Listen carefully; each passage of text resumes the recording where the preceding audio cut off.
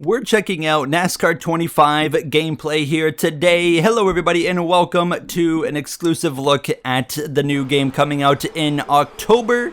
And want to say thank you to NASCAR 25 team and iRacing for giving myself and other creators an opportunity to a private look at NASCAR 25 on Monday, and now you guys are getting to see exactly what I saw. And I have a separate video going live at the same time of strictly Daytona gameplay. You can check out the Super Speedway AI, that's linked down below in the description. But this video we're checking out a look of the Cup cars at North Wilkesboro and Arca at Lime Rock Park. So you're gonna get to see some AI on short tracks, some AI on road courses as well. Now last week I had some concerns when I saw other creators' gameplay and the AI looked like crap. Well, I can confirm that 80 to 85% of my concerns have been completely eliminated after my private session with the developer team, as this is on a much newer build and it looks so much better. As can confirm a few things here beforehand is the gameplay here that you're seeing, the AI, they're running on 100 difficulty, so you can go up to 105, so you're not seeing the hardest AI difficulty in the game. The guy that was playing was on a controller, Mike DeVol. I probably completely destroyed his name, of course, but he is on the developer team over there at NASCAR 25. He was the one playing the game live in front of us. So us creators do not have the game. We do not have a copy of the game. We were just watching them play the game directly in front of us, so we got to see raw gameplay. If anything was going to go wrong, we were going to see it right here, and I can tell you nothing actually went wrong. The game plays really well. AI are looking really good, and you're going to really see that in the race here at North Wilkesboro. I do have some nitpicking, of course, of the AI. You guys know me, I always have something to nitpick about that. But they were playing on a controller, and they really emphasized to me to get the message across, not necessarily right here, but going forward to when the game comes out, and I'm going to do a whole video on it, that the controller settings, you really want to fine-tune the controller settings to help you get a better feel in the game. They said that right off the bat, you're going to notice the car feels pretty tight a lot. And that's something that you shouldn't necessarily immediately go to the car setup to change. You want to fine-tune your controller settings first before you mess around with the car setup. And I will be doing a whole video on controller settings when the game does get to release. You see the setups here. You of course have tight and loose, and you've got plenty of options there to choose from. There is custom setups that you can of course adjust as well, and have full control over what you're doing with wedge and all those kinds of things as we would get back on the track here for practice in this number 24. For William Byron, visually the game is looking absolutely stellar, and there was some questions that we were asking as well in the comments in this private showcase, and some of them were, well, what was the reason for, say, the PC delay? Basically, PC's coming out a month later for a couple of reasons. They're trying to fine-tune a lot of the hardware stuff, fine-tune some wheel support, and also they confirmed that they originally were not planning to release the game on PC. It was actually a decision made after, and after a lot of people asked for it. As you see, the 24 actually losing control here, saving it, surprisingly.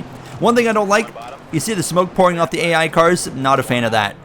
Yeah, definitely don't like that. You see some different camera views right there as well.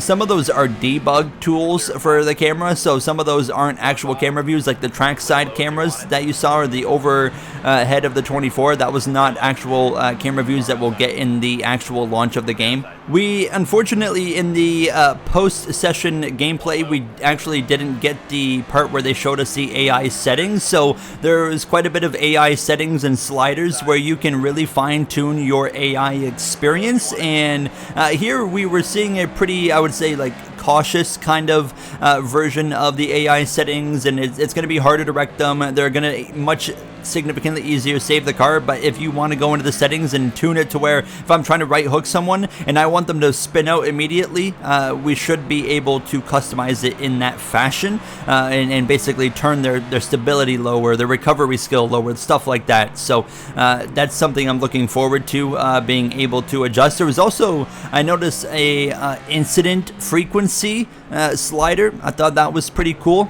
They showed it to us, but yeah, like I said, in the actual copy of the gameplay. They, for whatever reason, cut out the intro where we did see it, so unfortunately I cannot show it to you. As we would come through into qualifying, look how beautiful this game looks under the sunset. That is absolutely gorgeous. We're gonna get out into qualifying here, and I love this little animation, and I'm gonna shut up and let you guys listen to the game here in just a few moments when we take the green flag, but you're gonna see this 24 come out onto the racetrack now. And of course Mike was racing a lot of in the cockpit view, and there's two different cockpit views to choose from in the game. You got the one that's like right up on the wheel like this, and there's one that's a little bit further back as well.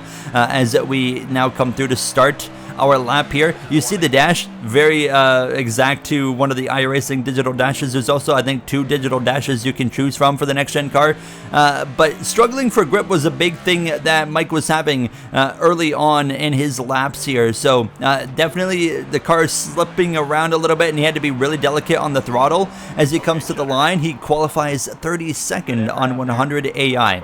He definitely could have got around the track quicker, but he was struggling, like I said, for grip. One thing I noticed, the times between AI and qualifying, very wide margin. So, of course, next gen is super close, and here in the game, it seems to be a very wide margin between lap times. But we're going to go green flag racing. I'm going to shut up for a handful of laps and let you guys just listen to the spotter, listen to the engine, just listen to the raw gameplay. As you see the fireworks over the crowd, that looks awesome. And now you see more fireworks there behind the grandstands. That is really sick as we get ready to go racing in the number 24. I'll shut up.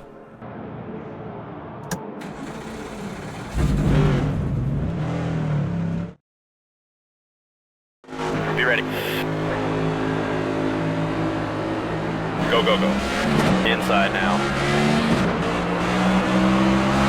Clear low if you want it. 1 bottom. Inside now. Car low.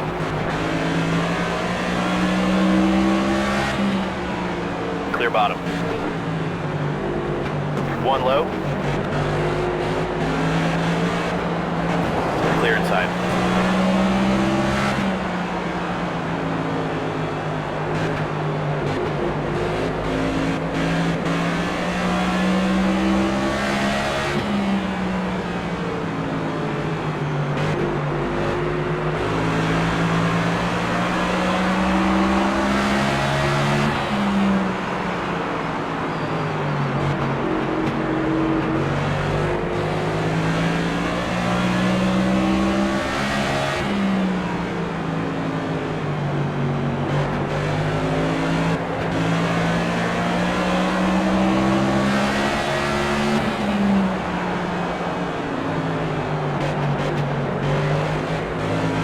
Inside. Clear low if you want it.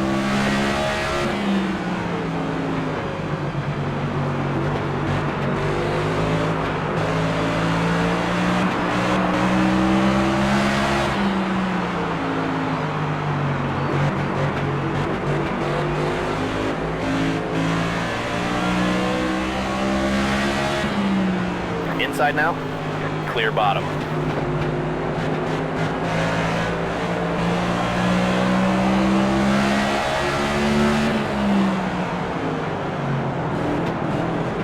Car inside, clear bottom.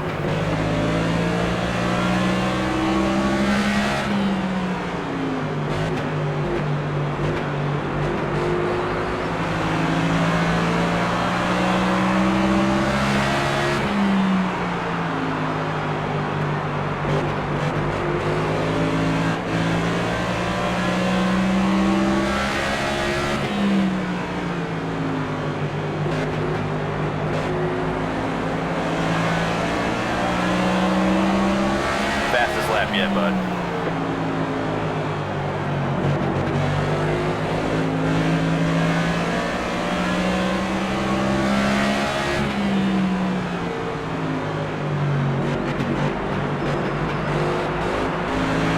And there you have full 8 laps right there of raw gameplay, and things I'm noticing.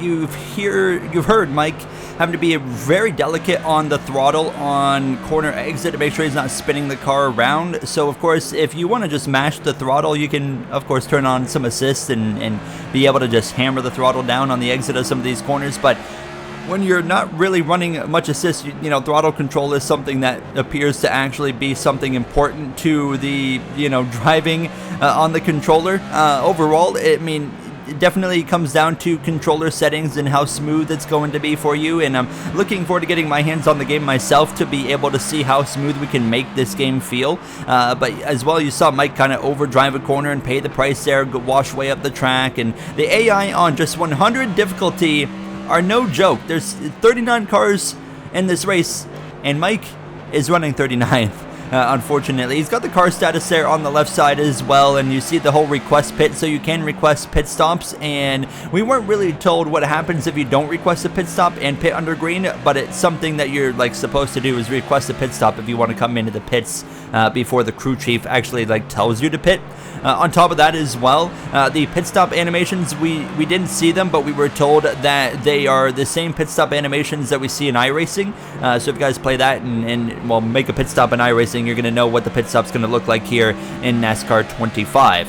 One thing you're not going to see in this video that you can see in my other video that just released as well of the Daytona racing, and it's something I'm not a fan of, is the day to night transitions are unfortunately the exact same as the NASCAR Heat Series, and that is basically that they only change the time of day in between stages. So it'll go from daylight to sunset to night in between the stages, and I'm really disappointed in that because it's 2025 and we've had day to night transitions properly implemented in games for over 20 years now, even in sports games.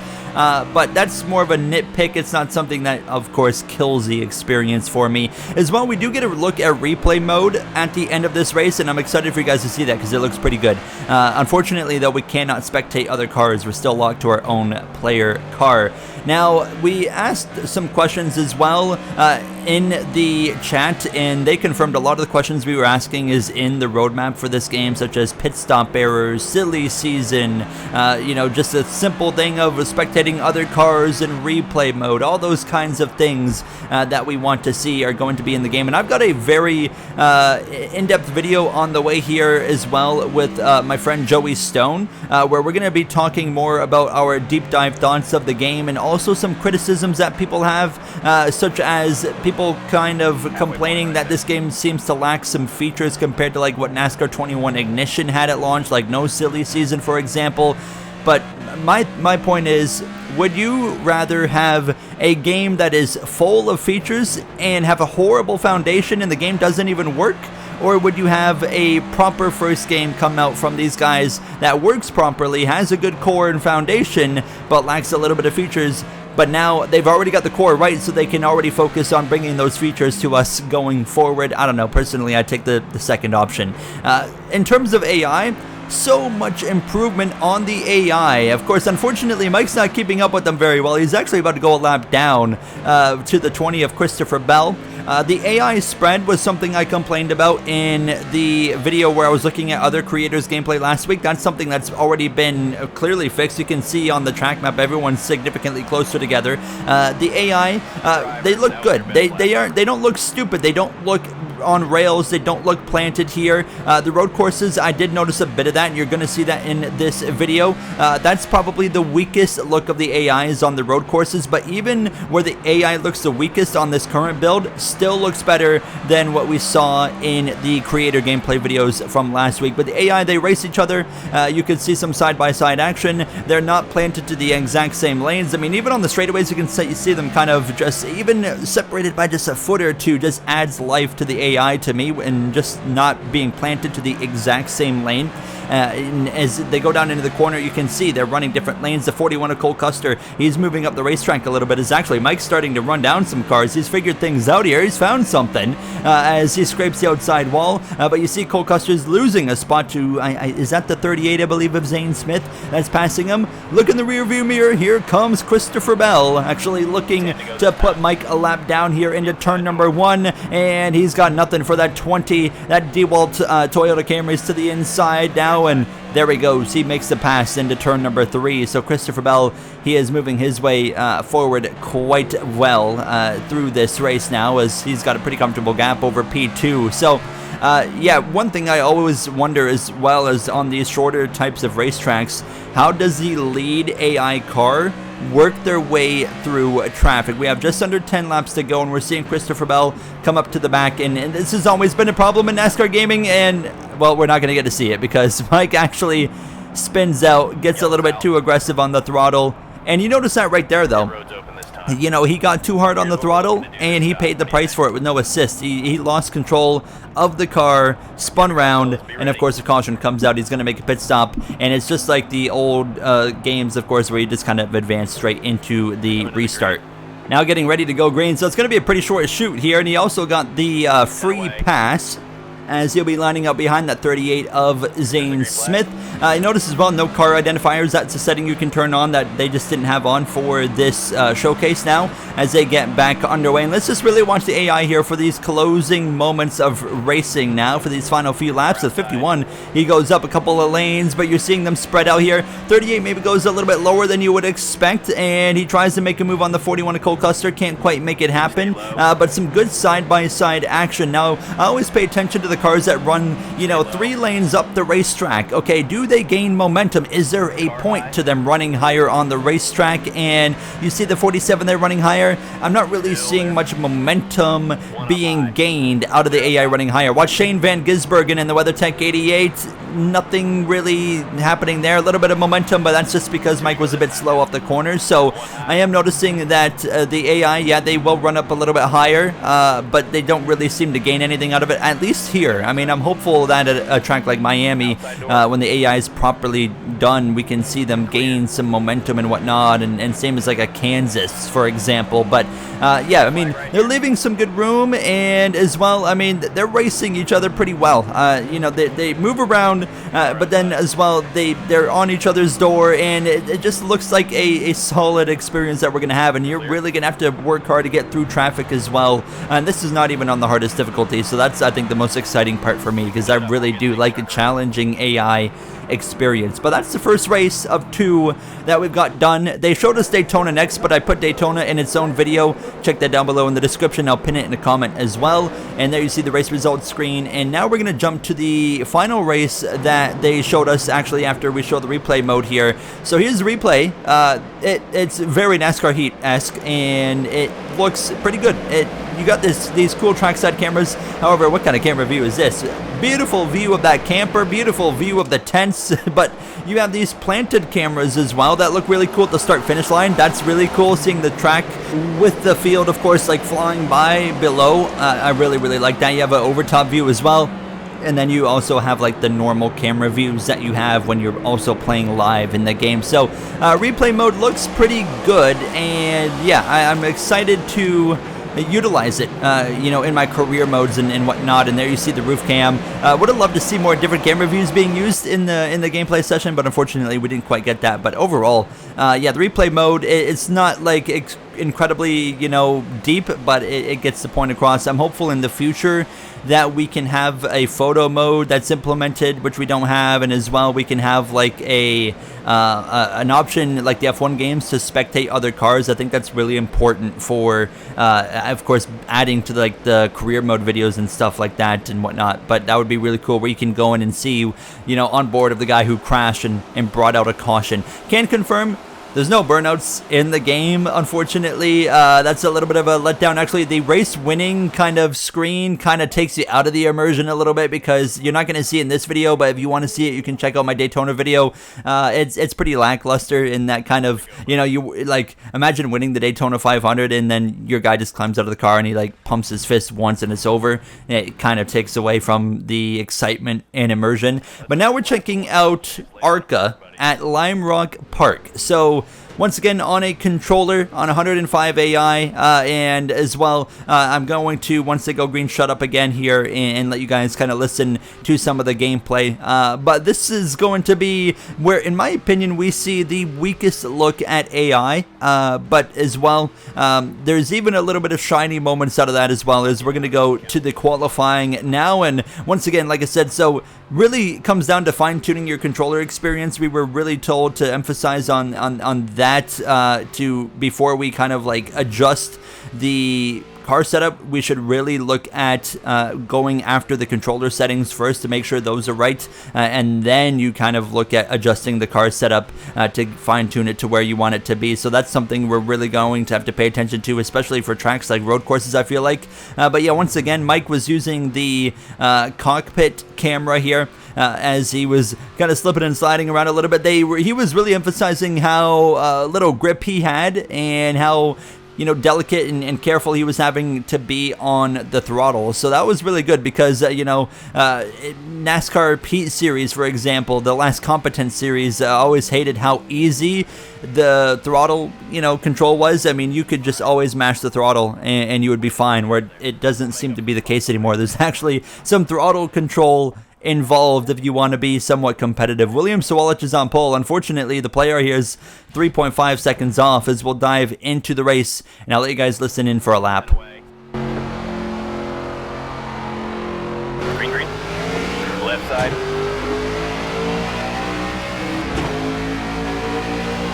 Left side. 3 wide. Left side. Left side.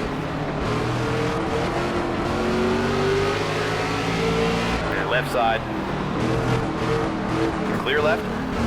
Left side. Left side.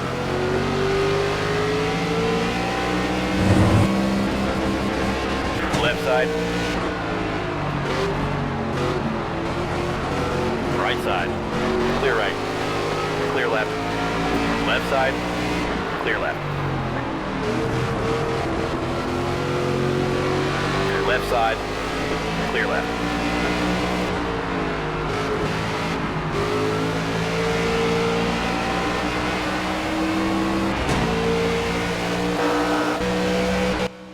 Right, so I think it's obvious where you see I don't like the AI here on road courses. They follow the exact same lane. I mean, they couldn't even move like an inch to one way or another on the straightaway. They just follow the exact same line. Now, what's interesting is that they do that, but in the corners, you can see they fan out a bit. So there's still some battling to be had. So it's kind of weird. They're super robotic. And then when they get into the corners, they actually fan out and fight. So it's not like there's still going to be some fighting. It's not like there's no fighting at all to be had. I mean, you can see they're scrapping out a little bit here. So it's really weird how they go from nothing to actually something in the corners. So I think that road courses are definitely the weakest part of the AI. And personally, I'm hoping they adjust this a little bit before the release of the game or with a post-launch update, because I wouldn't want to look at this for the entire game cycle before NASCAR 26. But yeah, I mean, this is definitely the weakest look we're going to get at the AI. And in my opinion, like I said, the weakest part of the AI on this newer build of the game is still better than what we saw in the, in my opinion, some of the best parts of the AI in the gameplays that we got from the previous build last week from other creators. So that's a step in the right direction. But yeah, I mean, it was kind of like I was watching this, I was like, oh, I don't like seeing them follow that exact same lane. And actually, Mike crashes himself here, getting too aggressive on the throttle, completely kills the car and stays on the throttle and finds himself in the wall. So he would have to pit for repairs. And as well, you look on the repair screen, he has 32 seconds of repairs that he had to make on the car. Now, I'm not sure what damage he was running for the demo, but if it was on full damage, I would like to see more consequences for destroying our car, because 32 seconds, although that's quite a bit of time, that's pretty relaxed considering he absolutely KO'd the front of the car. So overall, yeah, you're going to see my gripes with the AI continue here on the road course as this goes on, but just want to kind of talk about my overall kind of thoughts of the game at this point and what we've seen from North Wilkesboro to here to Daytona, which is in that other video that you can watch as well. Is overall, I think we have got this game that's coming out in a really solid position. They've gotten a lot of the core, the foundation where it needs to be, to where we're going to have a really fun experience here with this game, and especially if you're like a single player, which I know a lot of us are, and career mode we're really looking forward to as well.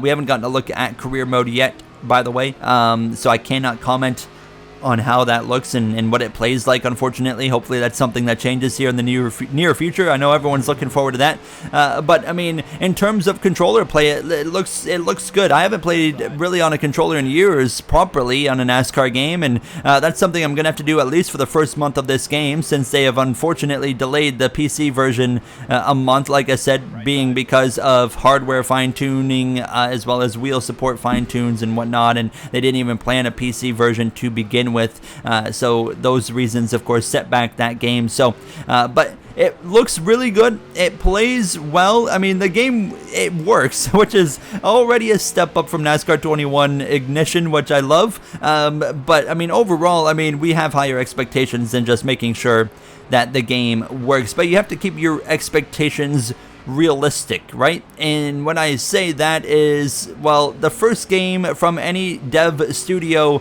is always pretty bare bones for I don't know how many years now. Utenchniks, I mean, launched with a extremely simplistic game with NASCAR 2011. Of course, the NASCAR Heat series, extremely simple when they launched with NASCAR Heat Evolution. And NASCAR 21, I mean, it only had the Cup series, and what else? It also had silly season in the career mode. That was basically the selling features of that game.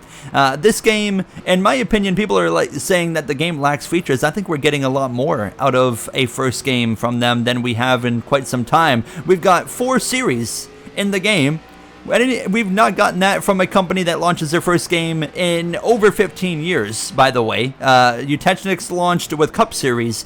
He originally launched with Cup Series, as well as NASCAR 21 launched with Cup Series only. We've got Cup, we got Xfinity, we got Trucks, we have got as well Arca. The AI are looking definitely better than what we had in our previous NASCAR game, which is good, but like I said, there's certainly some gripes there that I have, and there's definitely some improvement needed. That cannot be denied, and I hope that they really do work on the road course AI specifically. I think that's the one that really needs to be fine-tuned upon, but they race hard, and I really like seeing that, and yeah, I think we are overall getting a really solid game for this first round of what's going to be a long-term project from iRacing and Monster Games in their collaborative effort to bring us these NASCAR games over the next 10 years. But they really emphasize from the beginning getting the core foundations of the game right, and that is a proper playable game that's going to feel good and going to be fun for us to play, and part of that's getting the AI really well, and I think they've done a solid job with the AI, but like I said, work to be done there. But we're getting a really solid game that I'm really excited to get my hands upon. I'm still haven't actually been able to play the game myself. I haven't had my hands on a controller to play this game. This gameplay was just, of course, given to us in a private showcase when they played the game in front of us. So I am hopeful to have my hands actually on the game soon, and then I can give a really proper opinion on how it plays. But right now we're just kind of reserved to what we're seeing in front of us and watching someone play it. But I'm excited to get my hands on this game. I really can't wait, and I'm going to have a deep dive video with Joey Stone here. We're really going to dive into more of this game as well this week, so I hope you guys stay tuned to that video, and check out the Daytona video down below as well. That one as well had some really good promising things, but there was a few nitpicks in there as well that I did have. Nonetheless, after seeing this, after this opportunity, thank you again to iRacing and NASCAR 25. I am quite optimistic for the future of NASCAR gaming. So that's going to do it for me. Let me know what you thought down below. I'll see you guys later. Thank you for watching. Have a great day.